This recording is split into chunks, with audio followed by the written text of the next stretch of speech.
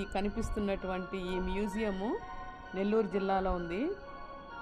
ఈ ఈ మ్యూజియంకి వెళ్ళాలంటే టికెట్ ఎంతో తెలుసా? ఓన్లీ 3 రూపీస్ అండి. 3 రూపాయల టికెట్తో మనం ఈ మ్యూజియంలో చాలా చరిత్రని చూడొచ్చు అనమాట. చూసారు కదా, నేను ఇప్పుడు అన్నీ చూపిస్తాను. అసలు ఇది చాలా అంటే చాలా ఎడ్యుకేషన్గా ఉంటుంది పిల్లలకి. ఎప్పుడైనా సరే మీరు ఎక్కడున్నా సరే నెల్లూరుకి వచ్చినప్పుడు ఈ ప్రదర్శనశాలకి తీసుకురండి. మన నెల్లూరు అనేది ఎలా ఏర్పడింది ఏంటి అనేది ఇందులో వీళ్ళు బాగా నీట్గా పెట్టున్నారనమాట.